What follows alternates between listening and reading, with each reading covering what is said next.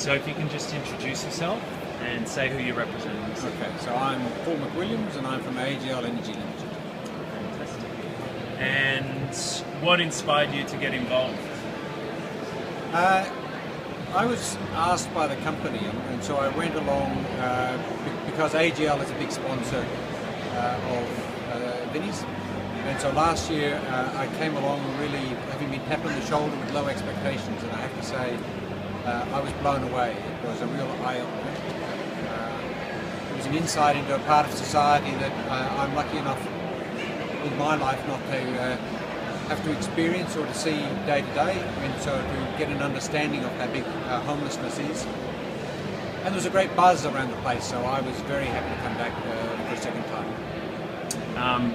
What do you know about homelessness?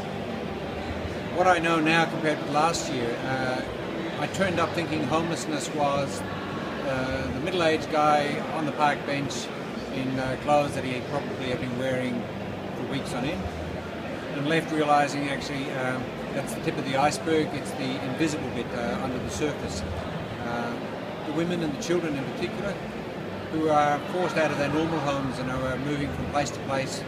They don't have a permanent place to stay, and it is a much bigger problem than I had imagined that it was when I started here last year. And why do you think it is? That's a good question. I don't think there's an easy answer. I think if there were an easy answer, it would have been fixed.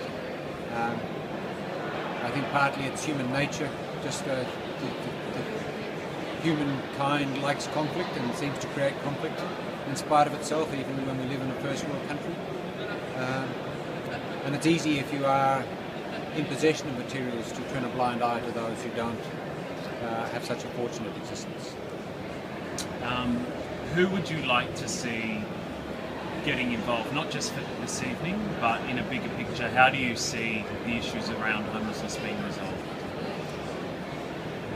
It is an unfortunate truism, but I think money is a large part of that. So I would encourage anybody who feels that their life is fortunate, that they are in a position where they get most of the things that they want and have all of the things that they need to get involved in some way, whether it's an event like this or whether it's to dig into their own pockets and make a donation. There's lots of different ways to get involved. One big focus for Vinnie's is, the role of evenings like this actually start to develop business relationships within the organisation. What role do you think businesses can play, including your own?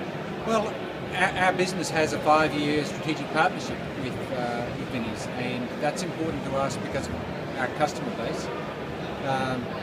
But it is a great way for companies to get involved socially, and I think that is the way of the future, that companies should do more because they can do more. You can be cynical or pragmatic and say, well, it's good for the bottom line, and I think that is true, but it's also good for your employees to know that a company has a conscience and is doing things to help a much broader part of the community. Within politics today, we often hear, and it's not frowned or shied upon, that the economy is the main focus, and that's obviously the reason why the most recent party was in. Where does that fit in with talking or dealing with disadvantaged individuals? That's a difficult question. There's obviously a lot of different things. I think a strong economy is a key to allowing the country as a whole to look after those who need to be looked after. But it isn't about just unadulterated capitalism and the greed is good philosophy. I think capitalism needs to be balanced with good social responsibility. Not socialism, but an awareness of the fact that there are others in society who need a helping hand. And it's wrong to judge.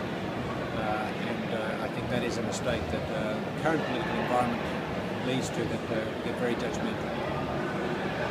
Is there a message that you have for Australians? I think I've been fortunate enough to be a number of parts of the world, and I have seen places where there is real poverty. And it is a surprise to see that there's real poverty in Australia. I think for the vast majority of Australians, though, they're actually surprisingly well off, and I think the message for Australians would be to appreciate the fact, to realise the fact that they are as well off, and to stop complaining about the little things, and to be content with what they've got, and maybe to reach out a bit more to others when they have. Thanks so much for your time, Paul. My pleasure.